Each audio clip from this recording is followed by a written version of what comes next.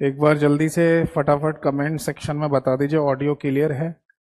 इसके बाद हम अपने इस सेशन को, इस क्लास को स्टार्ट कर देंगे।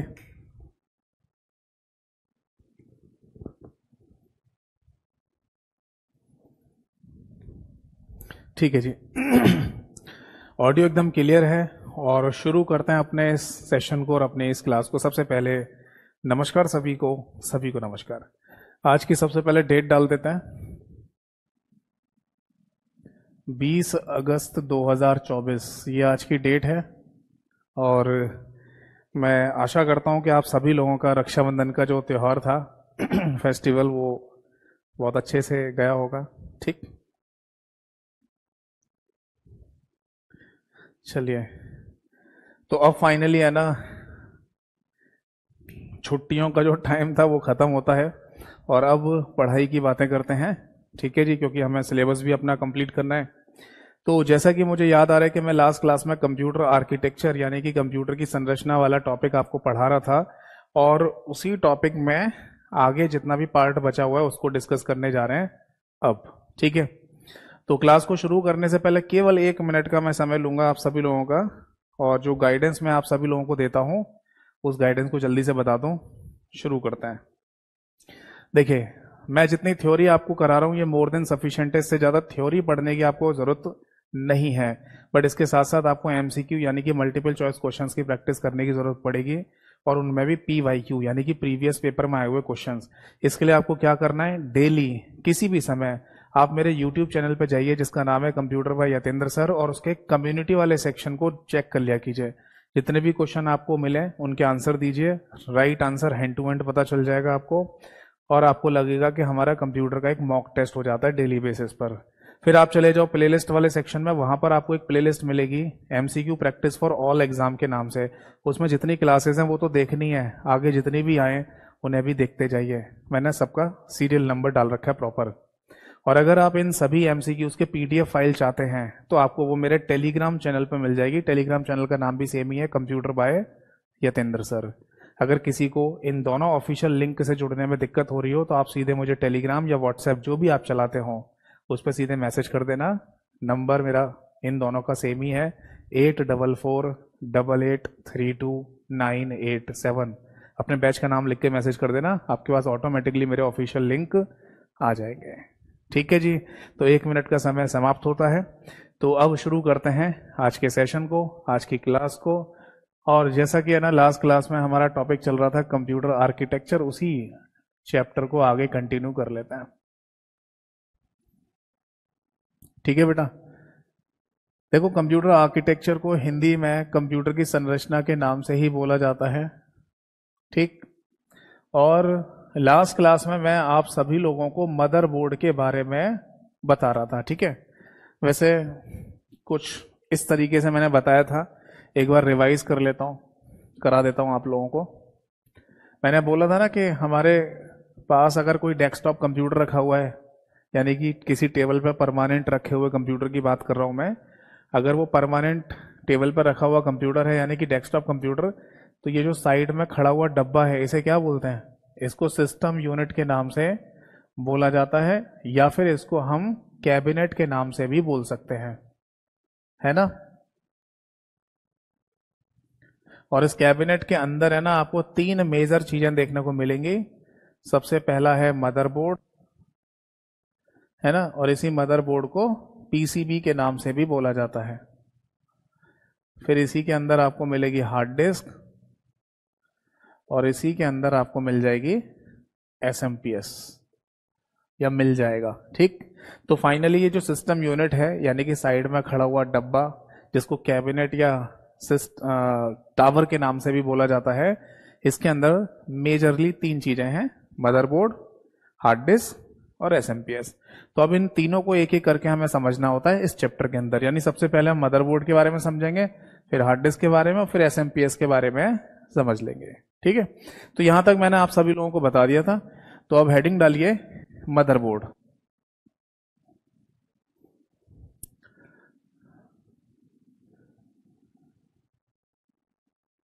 देखो, मदरबोर्ड कह दो या फिर आप इसे पीसीबी कह दो। पीसीबी की फुल फॉर्म होती है बेटा printed circuit board.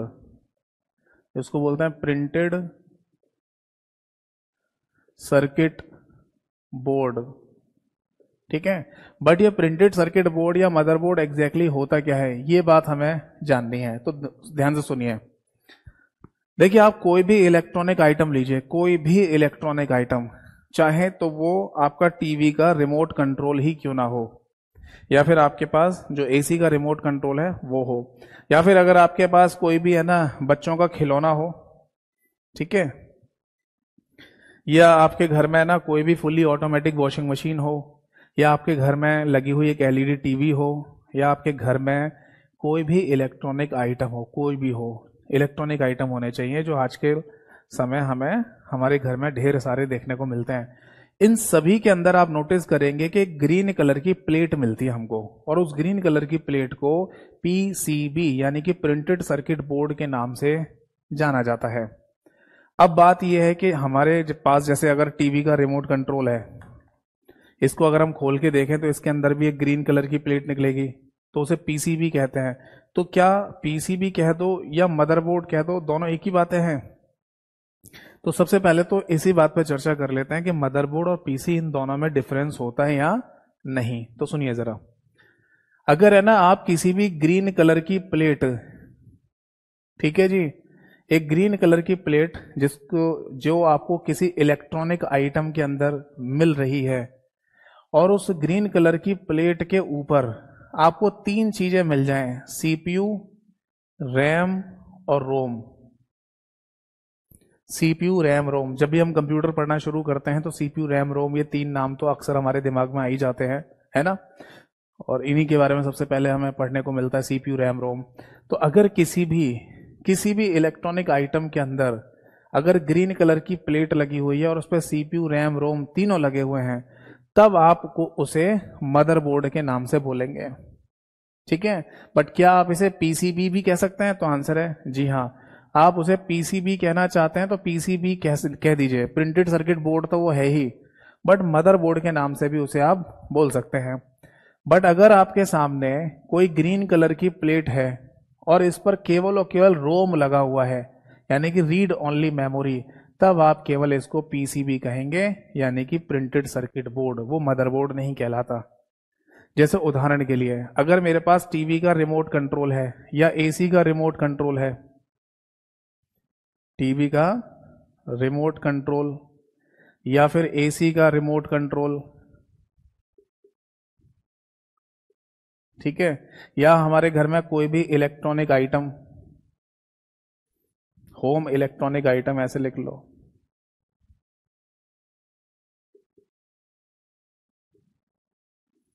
Electronic products, इन सभी के अंदर जो भी ग्रीन कलर की प्लेट आपको देखने को मिलती है उसको पीसीबी कहते हैं, यानी कि प्रिंटेड सर्किट बोर्ड ही कहा जाता है। बट हमारे घर में ना हमारे पास हमारा पर्सनल कंप्यूटर है, ठीक है, पर्सनल कंप्यूटर की जगह लिख दीजिए डेस्कटॉप कंप्यूटर। अगर हमारे घर में कोई डेस्कटॉप कंप्यूटर है, ठीक है भाई, उसके अंदर भी एक पीसीबी लगी हुई आपको दिखाई देगी, ग्रीन कलर की प्लेट, बट उसे मदरबोर्ड भी कहा जाता है क्योंकि उसके ऊपर सीपीयू, रैम, रोम तीनों चीज लगी होंगी। अगर मेरे घर में कोई लैपटॉप है या कोई नोटबुक है, ठीक है जी, या मेरे घर में कोई स्मार्टफोन है, या मेरे घर में कोई टैबलेट है जिसको टैब भी कहा जाता है, ठीक है जी, या हमारे घर में कोई स्मार्ट टीवी लगी हुई है, ये सब आइटम्स के अंदर है ना, या इन सब प्रोडक्ट्स के अंदर जो भी ग्रीन कलर की प्लेटें हमें दिखाई देती हैं, वो सारी की सारी मदरबोर्ड के नाम से जानी जाती हैं। समझ में आ रहा है? अगर आपके घर में कोई स्मार्ट टीवी है जिसमें ओटीटी एप्लीकेशन चल जाती हो, जिसमें अमेजॉन प्राइम, नेटफ्लिक्स वगैरह चल जाते हों, या फिर जिसमें एंड्रॉयड एप्लीकेशन भी चल जाती हो, तो वो स्मार्ट टीवी होती है, और उस स्मार्ट टीवी के अंदर सीपीयू, रैम, रोम सब लगे होते हैं। ठीक है जी, तो ये सब एग्जाम्पल है ना, इनके अंदर मदरबोर्ड या पीसीबी दोनों में से कोई भी नाम ले सकते हैं। जनरली मदरबोर्ड शब्द का इस्तेमाल ज्यादा किया जाता है, बट जितने भी हमारे ऐसे इलेक्ट्रॉनिक आइटम हैं उनको मदरबोर्ड नहीं कहते, उनको केवल पीसीबी के नाम से बोल दिया जाता है। बताइए, ये बात समझ में आ गई या नहीं? तो अगर एक रीजनिंग टाइप का क्वेश्चन बनाया जाए, रीजनिंग में जैसे क्वेश्चन होता है ना, सारे कुत्ते बिल्ली हैं और सारे बिल्ली कुत्ते हैं, इस तरीके का एक क्वेश्चन बनाया जाए तो इसका सही आंसर क्या होगा? देखो, अगर मैं आपसे ये बोलूं ऑल मदरबोर्ड, ऑल मदरबोर्ड यानी जितने भी मदरबोर्ड हैं, क्या उन सभी को पीसीबी कहा जा सकता है? और अगर मैं बोलूं सारे पीसीबीज यानी कि प्रिंटेड सर्किट बोर्ड्स को मदरबोर्ड कहा जा सकता है, इनमें से कौन सा सही होगा, कौन सा गलत है? इसमें फर्स्ट वाला सही है या गलत है, या फिर सेकंड वाला सही है या गलत है? आप बताइए कमेंट सेक्शन में, तब तक मैं एक बच्चे का कमेंट लेता हूं। एक बच्चे ने पूछा था नोटबुक में कैसे, नोटबुक लैपटॉप ही तो होता है। अगर आप किसी भी कंपनी का नोटबुक नाम का कंप्यूटर खरीदने जाओगे आज की डेट में, तो वो लैपटॉप ही तो होता है, और लैपटॉप होगा तो सीपीयू रैम रोम उसमें तीनों चीजें होंगी। ठीक है, जब तक आप इनका आंसर बताइए कमेंट सेक्शन में, मैं आपको एक छोटी सी नॉलेज वाली बात बताता हूं, सुनना जरा ध्यान से। देखो, इसको कहीं साइड में नोट करके लिख लीजिए। अगर कोई आपसे पूछता है कि सीपीयू क्या चीज है, रैम क्या चीज होती है, और रोम यानी रीड ओनली मेमोरी क्या होती है, तो आप एक कॉमन आंसर दे सकते हैं इनके लिए कि ये सब आईसी चिप होती हैं। ये क्या होती हैं? इनको इंटीग्रेटेड सर्किट चिप के नाम से बोला जाता है कंप्यूटर में। हिंदी में इनको समायोजन परिपथ चिप के नाम से बोलते हैं, समायोजन परिपथ चिप। समझ में आ गया? यानी मैं आपको ऐसे ही रफली बता देता हूं कि सीपीयू हमारे कंप्यूटर के अंदर है ना, इतना बड़ा एक चिप होता है, बिल्कुल चौकोर सा, सेंट्रल प्रोसेसिंग यूनिट। जितना बड़ा मैं हाथ से बता रहा हूं आपको, इतना ही बड़ा ही होता लगभग। ठीक, रैम में ना प्लेट होती है, लगभग इतनी बड़ी प्लेट होगी कंप्यूटर के अंदर, और उस प्लेट के ऊपर काले रंग की आईसी चिप चिपकी होती है, और रोम एक सिंगल आईसी चिप होती है। अभी मैं आपको स्क्रीन शेयरिंग करके भी दिखाऊंगा, आपको समझ में आ जाएगा।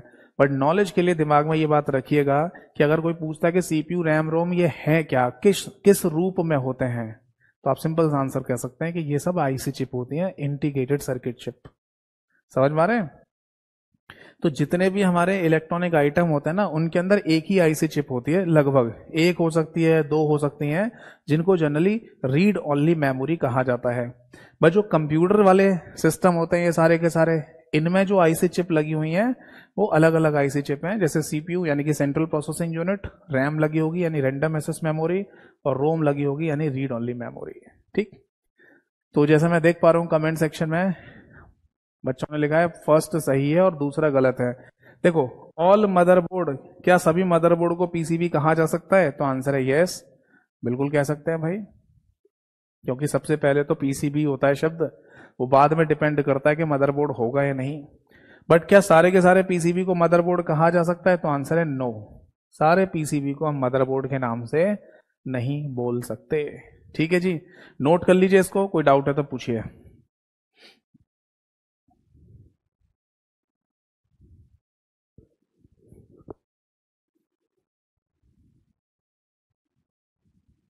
ठीक है, तो जैसे अगर मेरे पास कोई लैपटॉप है, कोई नोटबुक है, कोई डेस्कटॉप कंप्यूटर है, कोई स्मार्टफोन है, कोई स्मार्ट टीवी है, इन सभी में ये तीनों चीजें तो होंगी ही होंगी। ठीक, इसलिए इनको मदरबोर्ड के नाम से बोल दिया जाता है। चलो आगे देखते हैं। तो मैं एक काम करता हूं, आपको पहले दिखा देता हूं ये चीजें कैसे दिखाई देती हैं,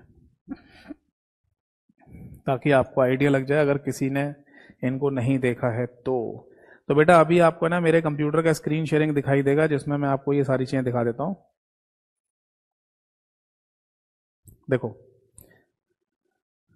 मैं आपको है ना अभी अपने कंप्यूटर का स्क्रीन शेयरिंग दिखा रहा हूं, और ये मेरे कंप्यूटर का डेस्कटॉप है, यानी कि फर्स्ट विजिबल स्क्रीन जो सबसे पहले मुझे दिखाई देती है कंप्यूटर ऑन करते ही, इसको डेस्कटॉप कहते हैं। और मेरे कंप्यूटर में विंडो 11 ऑपरेटिंग सिस्टम डला हुआ है। ठीक है, अब मैं विंडोज ऑपरेटिंग सिस्टम का जो बाई डिफॉल्ट यानी स्वतः ही वेब ब्राउजर है, इसको ओपन करने जा रहा हूं। इसका नाम है माइक्रोसॉफ्ट एज, जैसा कि यहां पर लिखा हुआ भी आ रहा है। ये क्वेश्चन रिसेंटली अभी एक पेपर हुआ था स्टेट गवर्नमेंट का, वहां भी क्वेश्चन पूछा गया कि माइक्रोसॉफ्ट कंपनी के वेब ब्राउजर का नाम क्या है, तो आंसर है माइक्रोसॉफ्ट एज।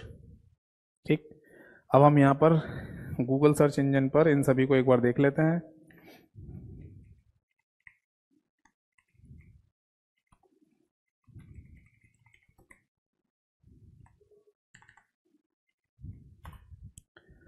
देखो जब हम सेंट्रल प्रोसेसिंग यूनिट की बात करते हैं ना तो वो ये होता है, ठीक है। ये सीपीयू आपको दिखाई दे रहा होगा, ठीक है।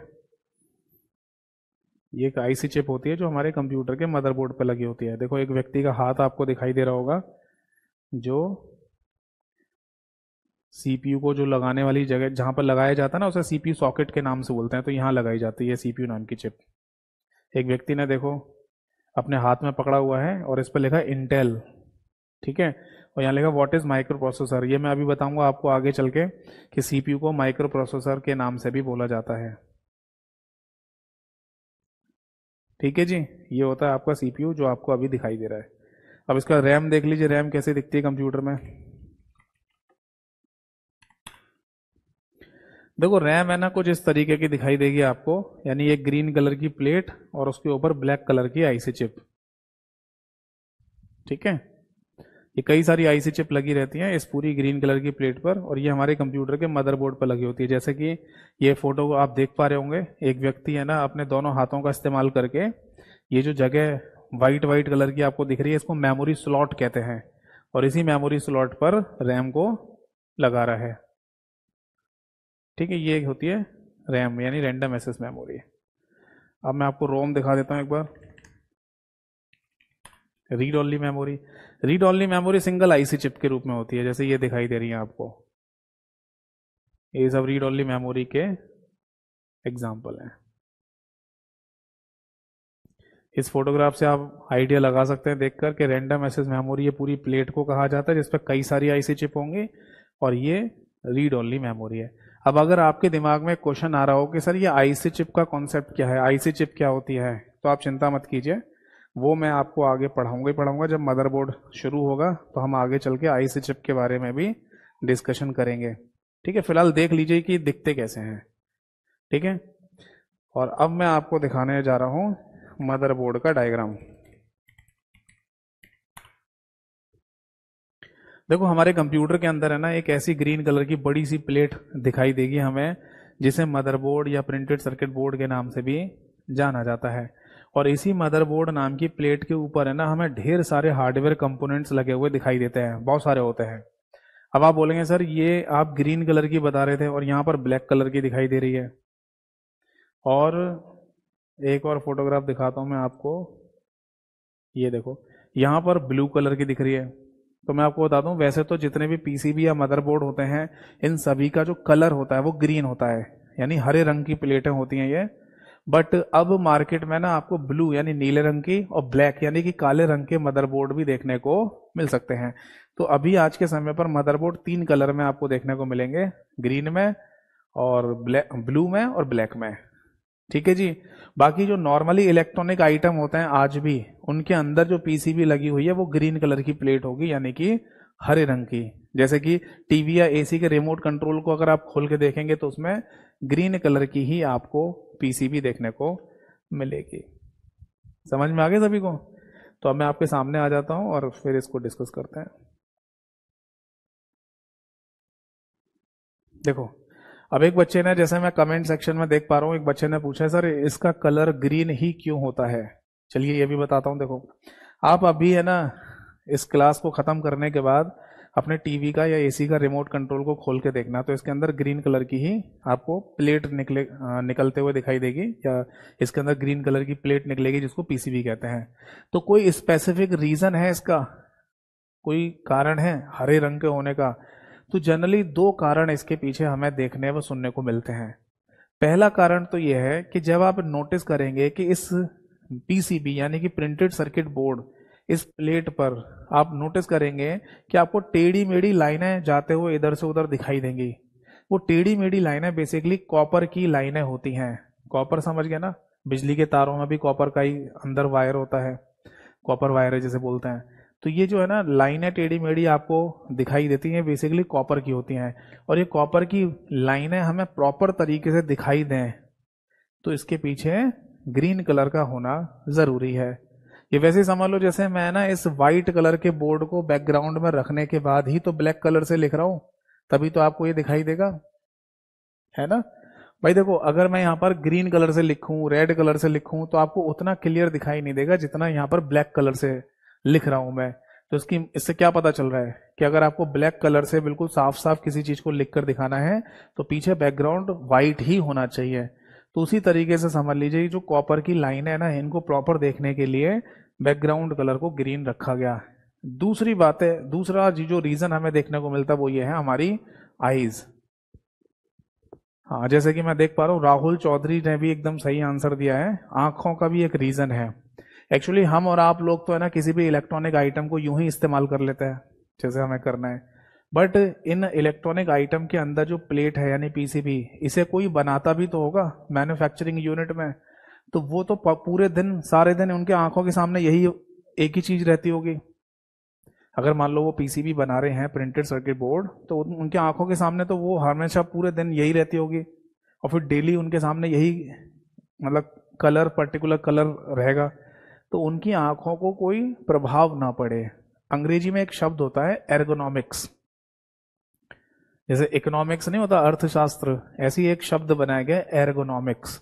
एर्गोनॉमिक शब्द का बेसिकली मतलब होता है कि उन चीजों पर ध्यान दिया जाए जो कंप्यूटर से या इलेक्ट्रॉनिक से संबंधित हों और इंसानी शरीर पर दुष्प्रभाव न डालें। ये शब्द है वो एर्गोनॉमिक्स। ये बेसिकली एक स्टडी है, यानी कि एक पढ़ाई है, स्टडी है, जिसमें यह पढ़ाया जाता है या बताया जाता है कि किसी भी इलेक्ट्रॉनिक डिवाइस से या किसी कंप्यूटर से इंसानी शरीर पर क्या क्या दुष्प्रभाव पड़ सकते हैं या क्या क्या चीजों, उन दुष्प्रभाव से कैसे हम बच सकें। जैसे उदाहरण के तौर पर आप ऐसे समझ लो कि अगर आप कंप्यूटर की स्क्रीन को बहुत देर से देख रहे हैं तो इसमें से भी ब्लू कलर की रेज यानी कि नीली तरंगें निकलती हैं जो हमारी आंखों के कॉर्निया को इफेक्ट कर सकती है, प्रभाव डाल सकती है। इसलिए आजकल सुना होगा कि कंप्यूटर के ग्लासेस भी आते हैं, चश्मे, और उन्हें अगर बहुत लंबे समय तक अगर कंप्यूटर पर काम कर रहे हैं आप, तो उन चश्मों को पहनकर काम कीजिए, ऐसा बोला जाता है ना। तो ये चीजें सब है ना एर्गोनॉमिक्स के अंदर बताई जाती हैं।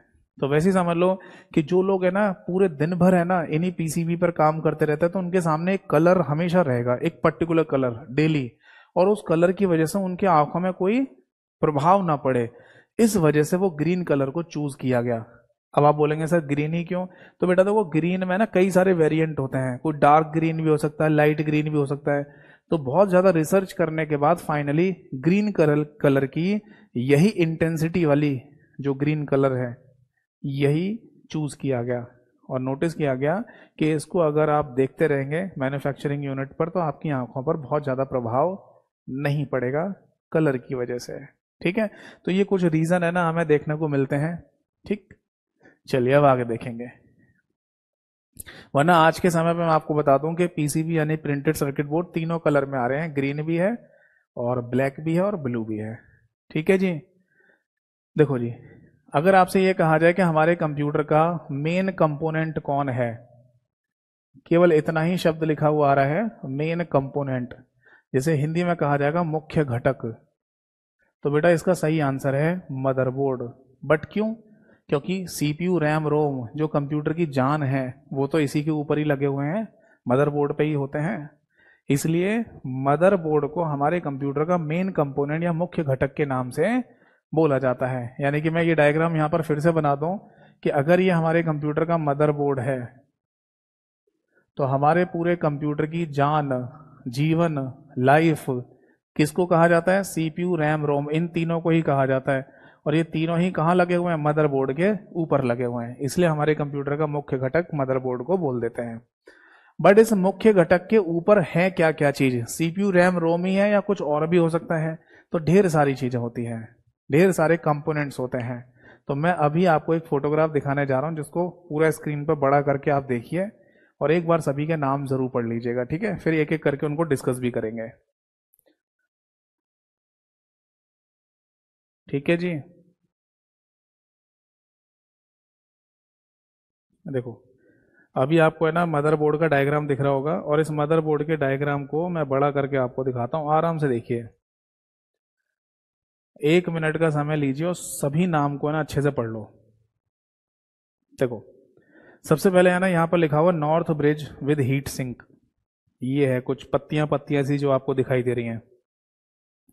फिर इसके नीचे लिखा हुआ आईडी कनेक्टर मल्टीप्लाई बाय 2, यहाँ पर देखो यहाँ 2 कनेक्टर लगे हुए हैं, ठीक है। इनका मीनिंग क्या अभी समझाऊंगा। आगे देखो डी रैम मेमोरी स्लॉट, ये देखो यहाँ पर ब्लू कलर के स्लॉट जैसे आपको दिखाई दे रहे हैं। फिर लिखा है 20 पिन ATX पावर कनेक्टर, ये वाइट कलर का कोई कनेक्टर दिख रहा है। फिर लिखा है CPU fan and heat sink mounting point, तो यहाँ इस एरिया में CPU फैन लगा होता है और हीट सिंक माउंटिंग पॉइंट लगा होता है। CPU सॉकेट, यानी ये जो आपको व्हाइट कलर की जगह दिखाई दे रही है इसको CPU सॉकेट के नाम से बोलते हैं।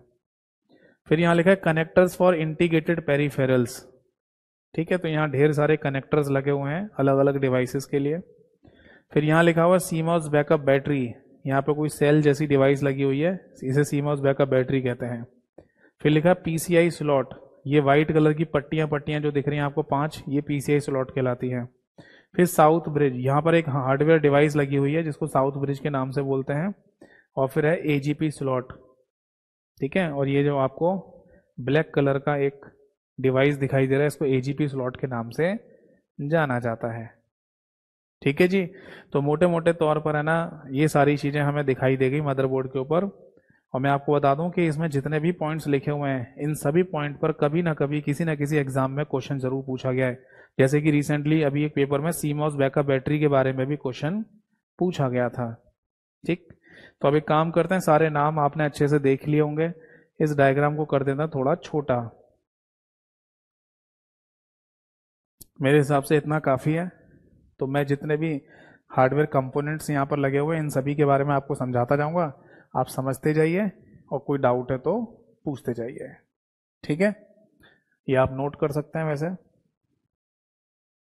तो अगर ये क्वेश्चन एग्जाम में कभी रिपीट होता है कि हमारे कंप्यूटर का मुख्य घटक यानी कि मेन कंपोनेंट कौन है, तो आंसर होगा मदरबोर्ड, ठीक। अब इसके बाद है ना ये लिख लीजिए यहां पर मदरबोर्ड कंपोनेंट्स, हेडिंग डालिए मदरबोर्ड के कंपोनेंट्स, मदरबोर्ड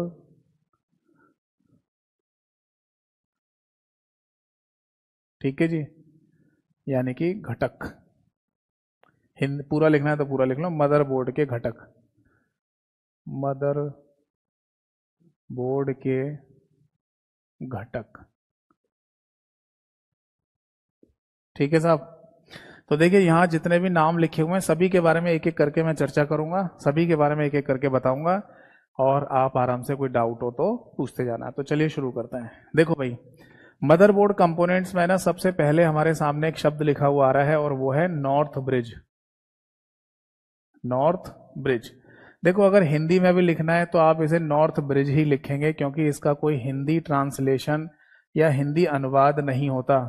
जैसे नॉर्थ का हिंदी में मतलब होता उत्तर और ब्रिज का मतलब होता पुल, तो हम इसे कभी भी नॉर्थ पुल या उत्तरी पुल ऐसा नहीं लिख सकते, चाहे हिंदी में लिख लो चाहे इंग्लिश में लिख लो, दोनों का मीनिंग सेम ही होगा।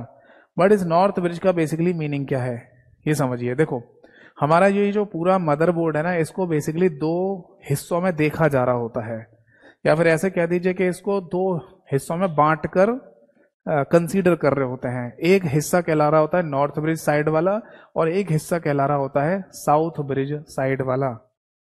अब इस नॉर्थ ब्रिज और साउथ ब्रिज का मतलब आप ऐसे समझ लीजिए कि एक पर्टिकुलर साइड है जहां CPU लगा हुआ है, वो है नीचे वाला साइड, जैसे कि आप डायग्राम में देख पा रहे होंगे नीचे लिखा ना CPU फैन और हीट सिंक माउंटिंग पॉइंट, ये बेसिकली CPU की साइड वाले भाग को कहते हैं। यहाँ और भी चीजें लगी हैं बट यहाँ इस वाले भाग में या इस वाले पार्ट में CPU लगा हुआ है तो इसे CPU की साइड वाला भाग या CPU साइड भी बोल देते हैं। तो यही साइड है ना बेसिकली नॉर्थ ब्रिज से कनेक्टेड होती है। फिर इससे ऊपर चले जाएं, नॉर्थ ब्रिज से ऊपर वाला जो हिस्सा आपको दिखाई दे रहा है, पार्ट दिख रहा है, वहां बेसिकली इनपुट आउटपुट डिवाइसेस के कनेक्शंस होते हैं। जैसे आपको ये बात पता होगी कि अगर हम कंप्यूटर की बात कर रहे हैं तो कंप्यूटर में इनपुट और आउटपुट डिवाइसेस कनेक्ट होती हैं, जैसे कीबोर्ड माउस इनपुट डिवाइस कहलाती हैं, मॉनिटर प्रिंटर आउटपुट डिवाइसेस कहलाती हैं। तो ये जो है ना हमारे कंप्यूटर के मदरबोर्ड पर ऊपर वाले हिस्से से कनेक्टेड रहती हैं। जो मैंने अभी दिखाया था ना साउथ ब्रिज का एक पार्ट दिखाया था उससे कनेक्टेड है। तो जनरली ऐसे बोल दिया जाता है कि हमारे कंप्यूटर का मदरबोर्ड दो पार्ट में कंसीडर किया जा रहा है, एक नॉर्थ ब्रिज और एक साउथ ब्रिज। समझ में आ गया? तो बस यहां पर सबसे पहले लिख लीजिए कि नॉर्थ ब्रिज को होस्ट ब्रिज के नाम से भी बोला जाता है। यानी अगर आपके एग्जाम में क्वेश्चन आ जाए कि इनमें से किसको होस्ट ब्रिज भी कहते हैं, तो आंसर होगा नॉर्थ ब्रिज को ही होस्ट ब्रिज के नाम से भी बोल देते हैं। दूसरा पॉइंट कि सीपीयू की साइड वाली भाग को, सीपीयू की साइड वाले भाग को क्या कहा जाता है? इसी को नॉर्थ ब्रिज के नाम से बोल देते हैं। बट अगर आप देख पा रहे होंगे कि नॉर्थ ब्रिज के बराबर में ब्रैकेट में लिखा हुआ विद हीट सिंक, इसका क्या मीनिंग है? तो देखो आप इस शब्द को लिख लो पहले, हीट सिंक। ठीक है, अब मैं समझाता हूं इसका मीनिंग क्या है। हीट सिंक बेसिकली एक टेक्नोलॉजी है जिसका इस्तेमाल किया जाता है हीट को कम करने के लिए। आप बोलेंगे सर हमारे कंप्यूटर में हीट का कोई कॉन्सेप्ट है क्या? देखो आपको पता ही है कि हमारे कंप्यूटर को चलाने के लिए इलेक्ट्रिसिटी पावर सप्लाई की जरूरत पड़ेगी, यानी बिजली की। बिजली से ही तो चलता है कंप्यूटर। और इस कंप्यूटर में जितनी भी चीजें लगी हुई हैं उनको जैसी बिजली पावर सप्लाई मिलती है वो गर्म होना शुरू हो जाती हैं, जिसको हीट कह सकते हैं, आप ऊष्मा कह सकते हैं। और अगर इस हीट को कंट्रोल नहीं किया गया तो फाइनली वो हार्डवेयर कंपोनेंट्स खराब हो जाएंगे, काम नहीं करेंगे। इसलिए आपने सुना होगा, अगर कभी हिस्ट्री जनरेशन के बारे में पढ़ा है आपने, तो आपने पढ़ा व सुना होगा कि पहले पुराने समय में जो कंप्यूटर्स हुआ करते थे वो जिस रूम में चलेंगे, जहां पर चलाए जाएंगे वहां पर एसी होना जरूरी है। अगर वहां एसी नहीं है, कमरा ठंडा नहीं है, तो वो कंप्यूटर जल्दी जल्दी खराब हो जाते थे। तो कोई तो लॉजिक होगा एसी लगाने का, ठंडा रखने का। तो आंसर है इन हार्डवेयर कंपोनेंट से जो गर्मी पैदा होती है उसको कम से कम किया जाए। टेक्नोलॉजी इतनी मतलब दुरुस्त नहीं थी उस समय पर। आज से अगर 20-30 साल पहले की बात करें तो इतनी, तब भी इतनी टेक्नोलॉजी इंप्रूव नहीं थी कि ना बिना एसी के काम चल जाता। जैसे कि ये चीज मेरे साथ खुद भी हुई है। जब मैं 4th क्लास में था अपनी, तो 4th क्लास में मुझे याद है सबसे पहली बार कंप्यूटर पे काम, मतलब नाम ही लिखा था मैंने, अपना नाम यतेंद्र लिखा था कीबोर्ड से। बट वो 4th क्लास की बात है। और उस समय मुझे अभी भी आज भी याद है कि हमारे जो कंप्यूटर वाले टीचर थे उन्होंने ना अपने जो वहाँ का एक असिस्टेंट था उससे ये बात बोली थी कि जाओ पहले सारे एसी ऑन कर दो वहाँ पर। ठीक है, वो तो फिर और भी बहुत सी सारी चीजें करवाते थे। जैसे जिस रूम में कंप्यूटर रखे हुए थे वहाँ चप्पल जूते पहन के नहीं जाना था। अब हो सकता है सफाई की वजह से या फिर जो भी उनके मन में हो, तो उस वजह से वो सारे बच्चों के चप्पल जूते भी, मतलब शूज जो होते थे स्कूल में पहन के जाते थे, वो उतरवा देते थे कि कंप्यूटर लैब में कोई जाएगा तो नंगे पैर जाएगा या सॉक्स पहन के चले जाओ।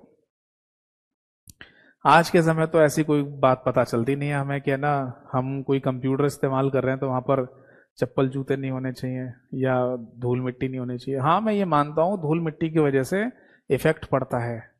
कोई भी है ना हार्डवेयर डिवाइस है, वहां धूल मिट्टी अगर जमा होती रहेगी तो इफेक्ट तो पड़ेगा ही पड़ेगा।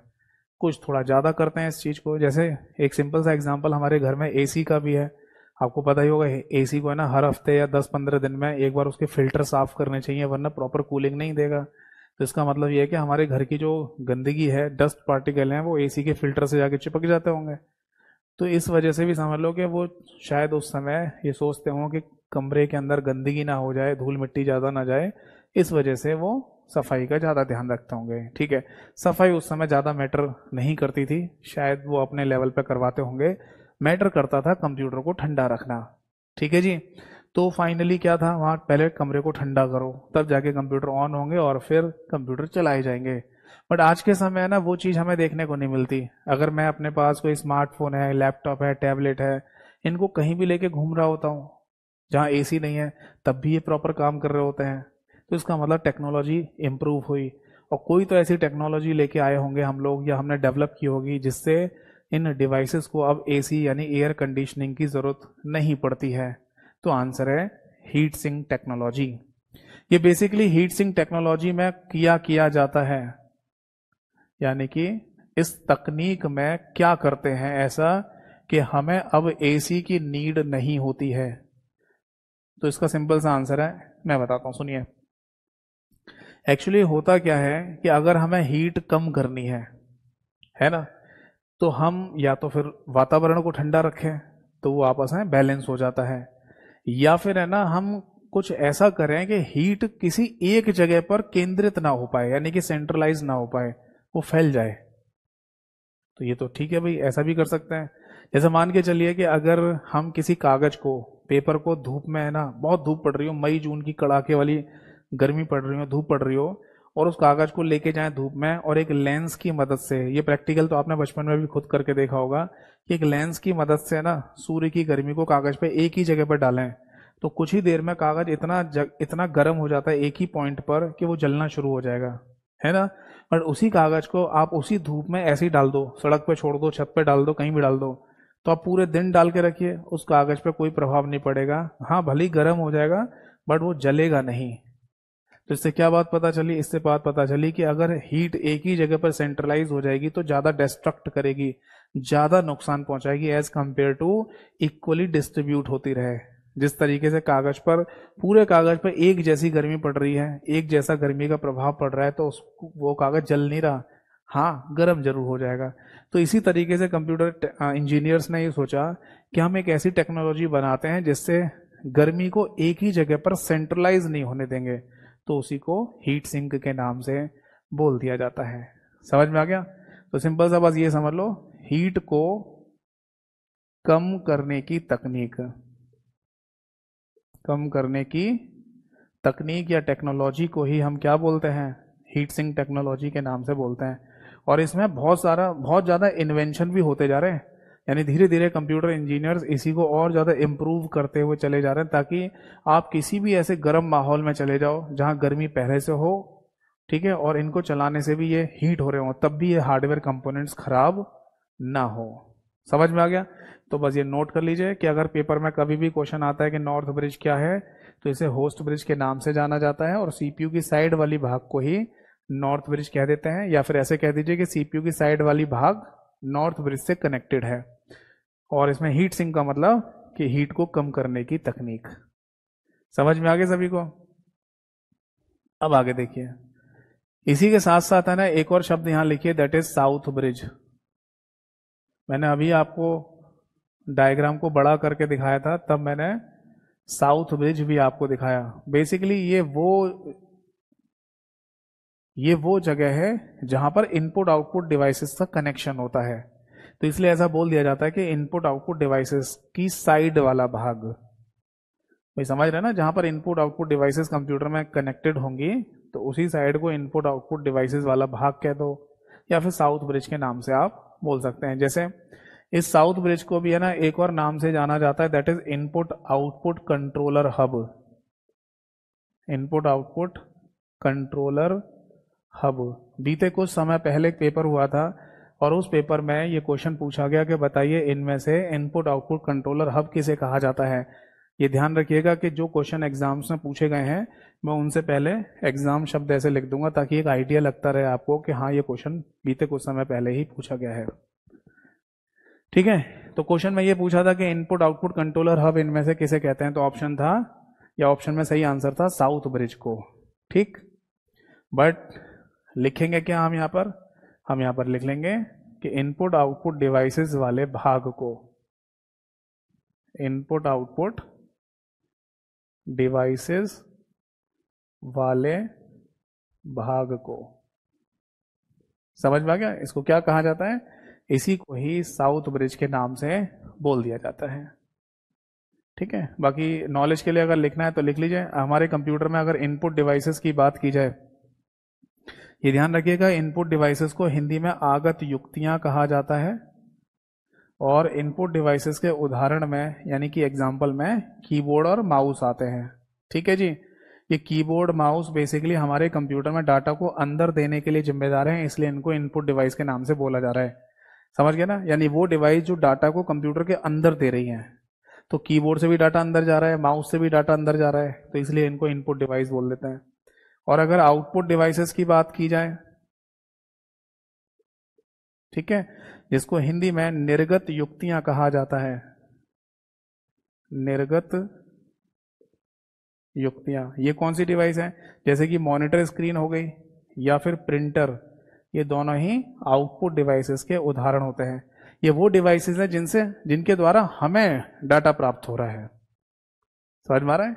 भाई मॉनिटर स्क्रीन पे जो भी हमें दिखाई दे रहा है वो हम देख पा रहे हैं ना, यानी हमें मिल रहा है, और प्रिंटर के द्वारा जो प्रिंट आउट निकल रहे हैं वो भी तो हम ही को मिल रहे हैं। तो इसीलिए मॉनिटर और प्रिंटर ये डिवाइसेस आउटपुट डिवाइस के नाम से जानी जाती हैं। नोट कर लीजिए, कोई डाउट है तो पूछिए।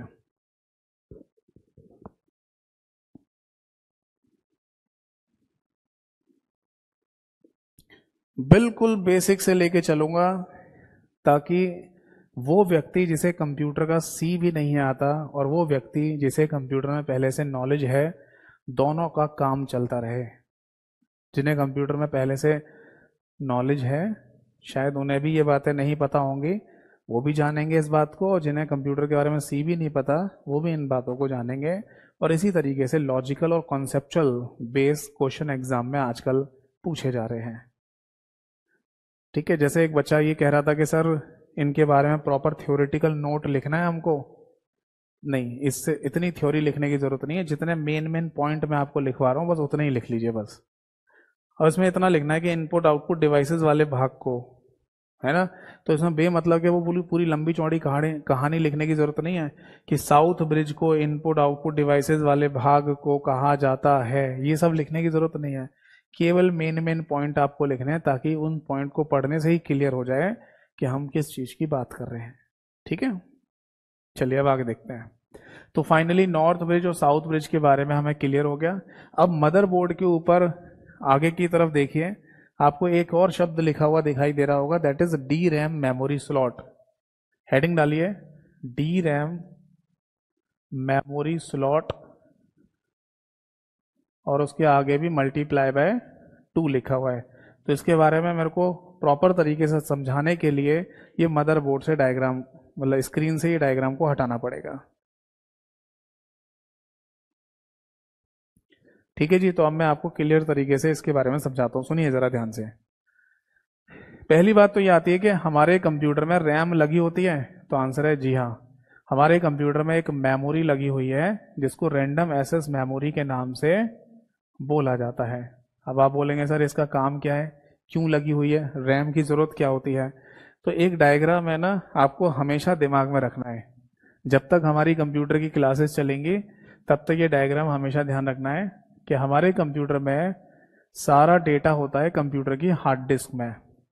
हार्ड डिस्क के बारे में थोड़ा बहुत तो पहले ही मैंने बताया आपको कि जब हम कहते हैं ना कि हमारे कंप्यूटर में कोई मूवी पड़ी है, गाने पड़े हैं, कोई पिक्चर पड़ी हुई है, कोई पीडीएफ फाइल पड़ी हुई है, तो वो हमारे कंप्यूटर की हार्ड डिस्क नाम की डिवाइस में स्टोर रहता है। ठीक, हार्ड डिस्क है ना हमारे कंप्यूटर में जब डाटा आगे की तरफ भेजती है तो वो रैम में ही पहुंचता है, यानी कि रैंडम एक्सेस मेमोरी में। और फिर जब रैंडम एक्सेस मेमोरी हमारे कंप्यूटर के, मतलब रैंडम एक्सेस मेमोरी जब आगे डाटा भेजेगी तो वो डाटा हमारे कंप्यूटर के सीपीयू के पास पहुंचता है। किस रूप में? इनपुट के रूप में। फिर सीपीयू के द्वारा उस डाटा की प्रोसेसिंग होती है और एक आउटपुट जनरेट होता है, तब जाके वो डाटा आपको मॉनिटर की स्क्रीन पर दिखाई देगा। जैसे आप अपने कंप्यूटर में कोई मूवी देख रहे हैं, गाने सुन रहे हैं, कोई पीडीएफ फाइल को ओपन कर रहे हैं, तो उन फाइलों के आइकन तो आपको यहाँ दिखते होंगे मॉनिटर पे, और जैसे ही आप उन फाइलों पर क्लिक करते हैं तो वो फाइल पूरी स्क्रीन पे बड़ी होके आ जाती है आपके सामने और आप देखने लगते हो। तो मान लो अगर कोई पीडीएफ फाइल आप देख रहे हैं, पढ़ना चाहते हैं पीडीएफ फाइल को कंप्यूटर में, तो उस पीडीएफ फाइल का आइकन आपको मॉनिटर पर दिखाई देगा, जिस पर आप डबल क्लिक करेंगे तो उस पीडीएफ फाइल का डाटा कहाँ से आएगा? आपके कंप्यूटर की हार्ड डिस्क से रैम में आएगा, रैम से सीपीयू में आएगा, और सीपीयू से फिर मॉनिटर स्क्रीन पर आपको दिखाई देता है। ठीक है जी, तो हमारे कंप्यूटर में ये जो रैम है इसका होना जरूरी क्यों है? क्योंकि यही वो मेमोरी है जो सीपीयू को डाटा देती है। सीपीयू को हमारे कंप्यूटर का ब्रेन यानी दिमाग भी कहा जाता है ना? तो सीपीयू को डाटा देने वाली मेमोरी कौन सी है? रैम। इसलिए हम कंप्यूटर में रैम लगा देते हैं। तो आप ये बात यहां लिख सकते हैं, हमारे कंप्यूटर की मेन मेमोरी यानी कि मुख्य मेमोरी है। ये नहीं तो सीपीयू को डाटा नहीं मिलेगा। ठीक है जी, हमारे कंप्यूटर का जो दिमाग है ना, इसको डाटा भेजने के लिए सीपीयू यानी कि सेंट्रल प्रोसेसिंग, मतलब हमारे कंप्यूटर का जो दिमाग है सेंट्रल प्रोसेसिंग यूनिट, इसको डाटा देने के लिए या भेजने के लिए रैम जिम्मेदार होती है, रैंडम एक्सेस मेमोरी। समझ में आ गई बात? ठीक है, अब बेसिकली होता क्या है कि हमारे कंप्यूटर के सीपीयू यानी कि सेंट्रल प्रोसेसिंग यूनिट को देने वाले डाटा देने वाली जो रैम है ना, इसमें बेसिकली हमें दो टाइप देखने को मिलते हैं। ठीक है, एक टाइप कहलाता है डी रैम और एक टाइप कहलाता है एस रैम। जैसे कि आप देख रहे होंगे यहाँ पर रैम की जगह डी रैम शब्द लिखा हुआ आया है। तो डी का मतलब होता है यहाँ पर बेटा डायनेमिक, कोई हिंदी नाम नहीं। एस का मतलब होता है स्टैटिक, कोई हिंदी नाम नहीं, हिंदी में कोई नाम नहीं होता, इंग्लिश में लिखा जाता है डायनेमिक और स्टैटिक। अब बात ये आती है कि सर हमारे पास जो नॉर्मल लैपटॉप या कंप्यूटर वगैरह होते हैं, इनमें कौन सी रैम लगी हुई आती है, डी रैम या एस रैम? तो आप इस डी रैम के साइड में या आगे लिख सकते हैं कि यही रैम कॉमर्शियल कंप्यूटर्स में लगी हुई आती है। समझ में आ गई बात? कॉमर्शियल कंप्यूटर का मतलब होता है वाणिज्यिक कंप्यूटर, यानी कि वो कंप्यूटर, ठीक है, जो मार्केट में खरीदा और बेचा जा रहा हो। यानी कि कोई कंपनी किसी कंप्यूटर को बना रही है, आप पैसे लेके जाओ मार्केट में, उसके शोरूम से उसको खरीद लाइए। तो किसी भी वस्तु का मार्केट में खरीदा और बेचा जाना, उस वस्तु का कमर्शलाइजेशन कहलाता है, यानी कि वाणिज्यिक रूप से उपयोग में लाया जाना। तो हमारे नॉर्मल जो वाणिज्यिक कंप्यूटर या कॉमर्शियल कंप्यूटर हैं आपके और मेरे, इन सभी में डी रैम लगी हुई आती है। तो फिर स्टैटिक रैंडम एक्सेस मेमोरी कहाँ होती है? ये होती है बेटा स्पेशलाइज्ड कंप्यूटर्स में, स्पेशलाइज्ड कंप्यूटर सिस्टम। ठीक है, हिंदी में कहा जाएगा विशेष कंप्यूटर प्रणाली, विशेष कंप्यूटर प्रणाली। ठीक है बेटा, समझ में आ गई बात? अब फिलहाल के लिए अगर आप लिखना चाहें तो ऐसा लिख सकते हैं कि विशेष कंप्यूटर प्रणाली ये हमें देखने को मिलती है एटीसी सिस्टम में। एटीसी जिसका मतलब होता है एयर ट्रैफिक कंट्रोलर सिस्टम। हर एक एयरपोर्ट की बात करें, हर एक एयरपोर्ट, चाहे वो दिल्ली का आईजीआई इंटरनेशनल एयरपोर्ट हो, वहां पर भी एक एटीसी सिस्टम बना होता है जिसे एयर ट्रैफिक कंट्रोलर सिस्टम कहा जाता है। और उसी एटीसी सिस्टम से हर एक फ्लाइट का डेटा मेंटेन करते हैं। कौन सी फ्लाइट वहां से उड़ के जा रही है, टेक ऑफ कर रही है, कौन सी फ्लाइट लैंड करेगी, कौन सी फ्लाइट उनके एरिया जोन में ऊपर से उड़ के जा रही है, इन सभी को है ना कंप्यूटर के द्वारा डाटा को मेंटेन किया जाता है। वहाँ रडार सिस्टम लगा होता है, बेसिकली उसके थ्रू करते हैं काम। ठीक है जी। तो कंप्यूटर जो लगे हुए हैं ना वहाँ पर, वो विशेष प्रकार के कंप्यूटर होते हैं जिनमें स्टैटिक रैंडम एक्सेस मेमोरी लगी होती है। आप बोलेंगे सर वहाँ डी रैम लगा दें, तो नहीं लगा सकते। फिलहाल के लिए इतना दिमाग में रखिएगा कि डी रैम हमारे नॉर्मल साधारण कंप्यूटर में काम में आ जाती है, जबकि विशेष प्रकार के कंप्यूटर बनाए जाएंगे तो उनमें स्टैटिक रैंडम एक्सेस मेमोरी काम में लाई जाएगी। ठीक है, और आगे जब कंप्यूटर मेमोरी वाला चैप्टर आएगा तब मैं डी रैम और एस रैम में बेसिक डिफरेंसेस के बारे में भी चर्चा करूंगा। फिलहाल के लिए, अभी के लिए इतना जरूरी है आपको दिमाग में रखना कि डी रैम कहां पर और एस रैम कहां पर लगी हुई होती है। ठीक है जी। अब देखो हमारे कंप्यूटर में रैम लगी कहाँ होती है? अभी थोड़ी देर पहले ही मैंने आपको स्क्रीन शेयरिंग करके दिखाया था। रैम बेसिकली एक ऐसे स्लॉट में लगी होती है। ये मेरी जो उंगलियां हैं इनको ऐसे मान लो स्लॉट, और ये रैम है यानी रैंडम एक्सेस मेमोरी। तो रैंडम एक्सेस मेमोरी को मदरबोर्ड पर ऐसे एक स्लॉट में लगाकर और दोनों साइड से लॉक कर दिया जाता है। तो बेसिकली रैम को जिस जगह लगाया जा रहा है उसी को मेमोरी स्लॉट के नाम से बोला जाता है, इसलिए यहां पर लिखा हुआ है डी रैम मेमोरी स्लॉट। समझ में आ गई बात? नोट कर लीजिए। तो क्या समझ में आया मैं कि हमारे कंप्यूटर में रैम जो हमारे कंप्यूटर की मुख्य मेमोरी है, क्यों? क्योंकि यही कंप्यूटर के दिमाग यानी सीपीयू को डाटा भेजती है। इसमें बेसिकली दो टाइप हैं, एस रैम और डी रैम, और हमारे नॉर्मल कंप्यूटर में डी रैम लगी हुई आती है।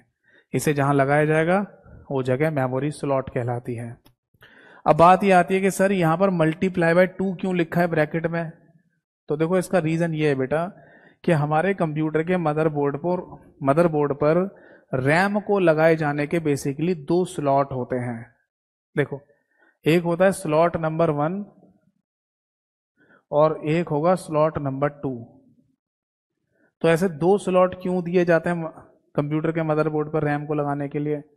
एक ही हो सकता था, एक ही काम में आ जाता, तो ऐसा नहीं है। सुनिए जरा रीजन क्या है 2 स्लॉट लगाने के। देखो जब है ना आपके कंप्यूटर में आपको ऐसा पता चले कि रैम लगी हुई है 1 GB की, रैम लगी हुई है 1 GB की, या रैम लगी है 2 GB की, या रैम लगी है 4 GB की, 8 GB की, 16 GB की, 32 GB की, ऐसे कोई नंबर्स अगर आपको दिखाई व सुनाई दें तब तो समझ जाना कि हमारे कंप्यूटर में रैम को लगाए जाने के केवल एक ही स्लॉट, मतलब रैम को लगाए जाने के लिए केवल एक ही स्लॉट काफी है, ठीक है। बट अगर कभी इस सीरीज से हटके कोई नंबर आपको दिखाई दे रैम के केस में, जैसे उदाहरण के लिए मैं आपको बता दूं कि अभी रिसेंटली क्या हुआ था, एक फोन आया था ओप्पो का। ओप्पो कंपनी का एक स्मार्टफोन आया, लॉन्च हुआ, जिसमें यह कहा गया कि आपके कंप्यूटर में, मतलब आपके फोन में 10 GB की रैम आई है, ऐसा कुछ बोला गया था, ठीक है। 10 GB की रैम है।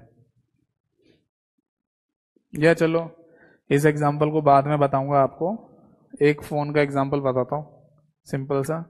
सैमसंग कंपनी का है ना, एक फोन आया था कुछ समय पहले, और उस फोन का नाम था बेटा सैमसंग गैलेक्सी J6। और उस फोन में यह कहा गया कि 6 GB की रैम है, 6 GB की रैम।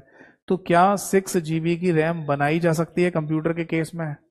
तो आप बोलेंगे सर ये जो नंबर्स हैं ये तो हमने देखे और सुने हैं कंप्यूटर के केस में, 1 2 4 8 16 32, बट हमने 6 तो कभी कंप्यूटर के केस में नहीं देखा।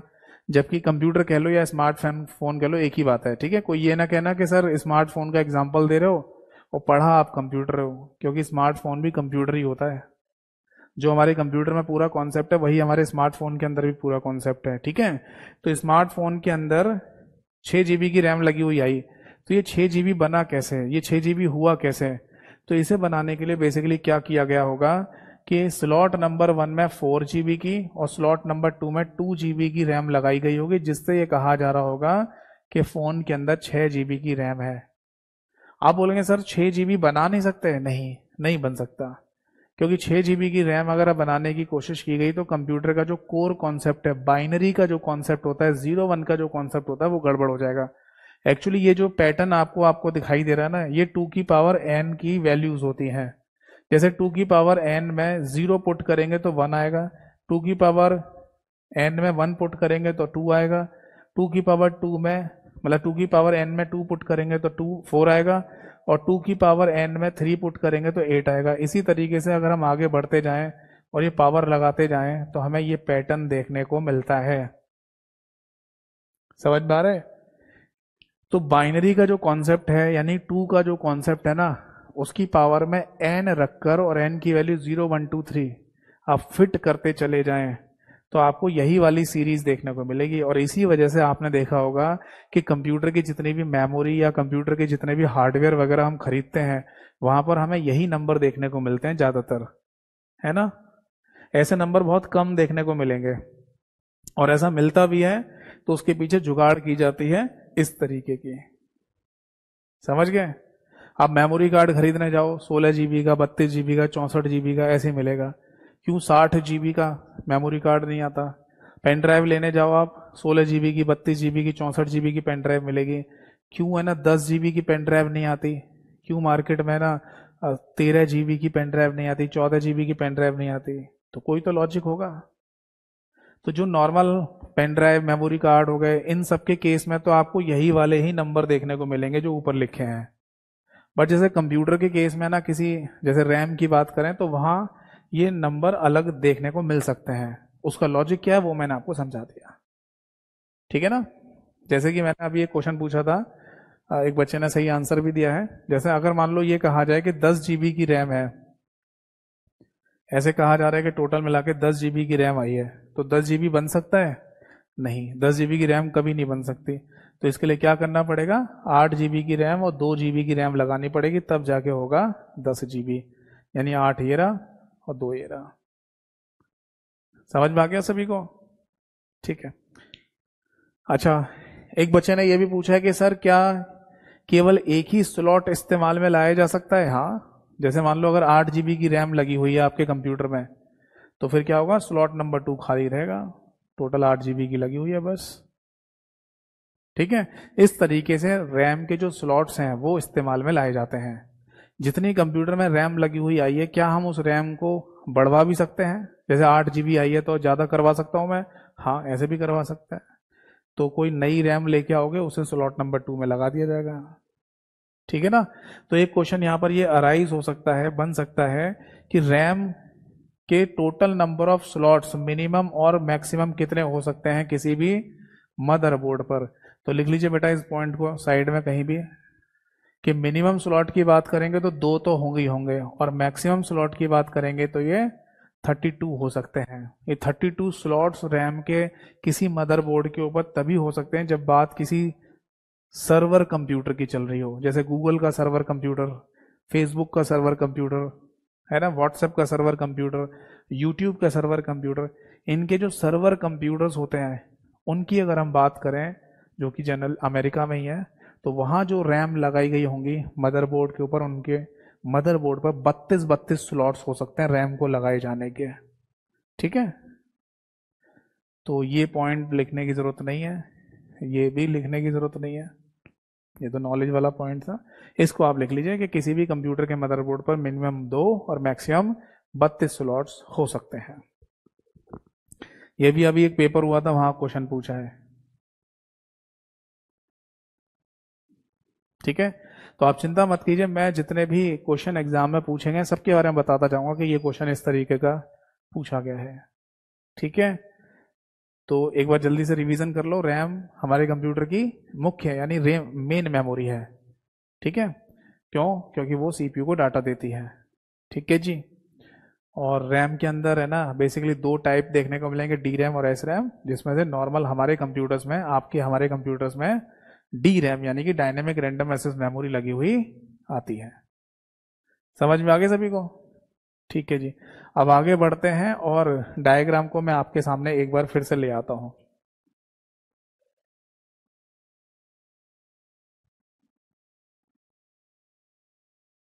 देखो जी, ये बात समझ में आ गई सभी को? चलिए, अब देखो आगे क्या लिखा हुआ है, 20 पिन ATX पावर कनेक्टर। इसको समझ लेते हैं ये क्या होता है। 20 पिंस। अच्छा, एक काम और कीजिए, यहाँ पर 20 की जगह है ना ब्रैकेट में 24 भी लिख लीजिए। ऐसे लिख लो 20 और 24 पिंस, और आगे क्या लिखा है, ATX power connector. ATX power connector अभी सभी के बारे में समझाऊंगा, ध्यान से सुनते जाइए, देखते जाइए और लिखते जाइए। देखो बेटा, सबसे पहली बात ये आती है कि ये 20 या 24 पिन का क्या कॉन्सेप्ट होता है। पिन कहाँ से आ गई भाई यहाँ पर? तो मैं आपको बता दूं, देखो आपने ना कभी मोबाइल फोन का चार्जर देखा है? आप मोबाइल फोन के चार्जर में देखना, मैं आपके सामने अभी दिखाता हूँ।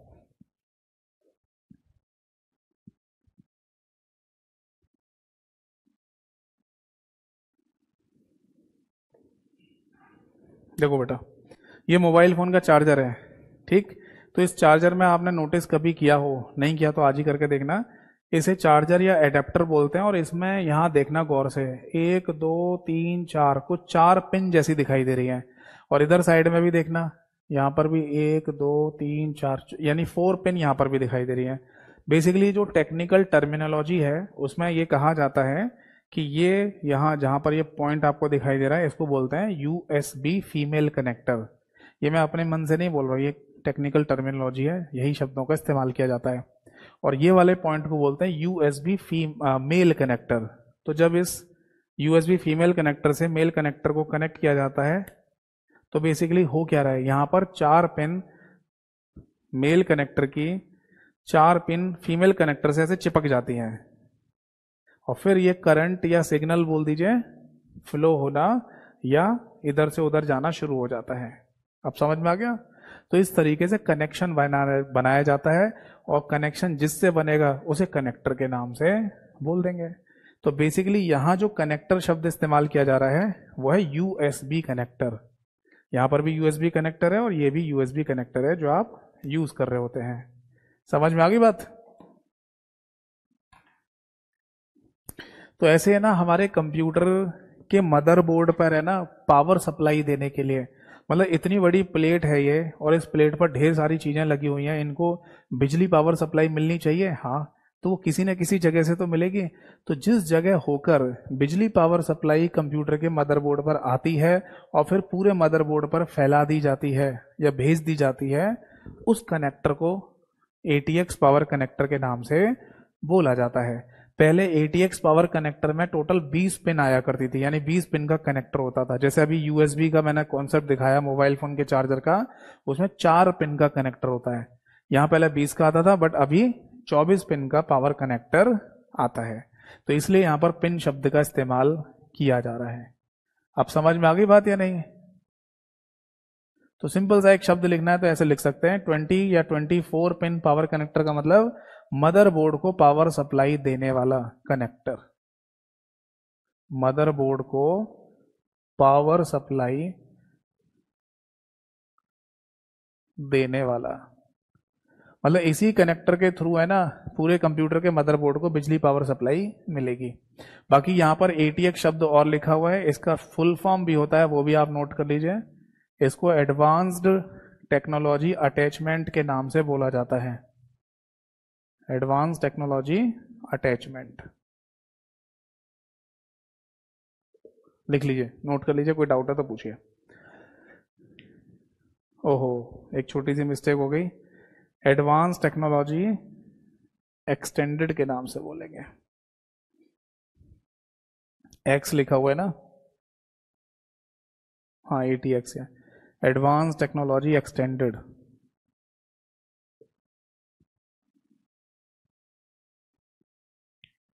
क्लियर है? वो मैंने जो लिखा था एडवांस टेक्नोलॉजी अटैचमेंट, वो भी होता है, वो गलत नहीं था। वो बेसिकली कंप्यूटर की हार्ड डिस्क के केस में वो नाम आता है, हार्ड डिस्क के टाइप होते हैं उसमें नाम आता है ATA, एडवांस टेक्नोलॉजी अटैचमेंट। ठीक है, वरना यहाँ पर जो ATX की फुल फॉर्म लिख लीजिए, एडवांस टेक्नोलॉजी एक्सटेंडेड।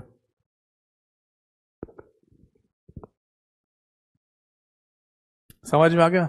पहले तो आप कमेंट सेक्शन में सारे लोग ये बताइए कि यहां तक की कहानी सबको क्लियर हुई है नहीं है, क्योंकि एक एक करके सारे पॉइंट्स को डिस्कस करते जा रहे हैं। बहुत सिंपल तरीके से, सिंपल भाषा में आपको समझाते जा रहा हूं, आप देखते जाइए, नोट करते जाइए, कोई डाउट है तो पूछते जाइए।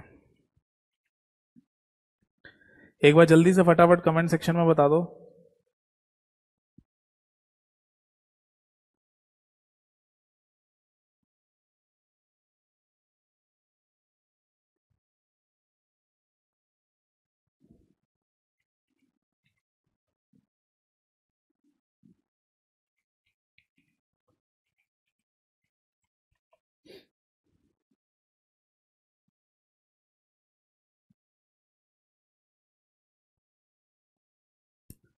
ठीक है जी, वेरी गुड वेरी गुड।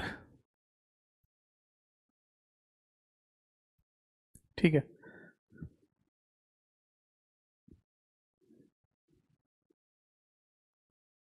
ठीक।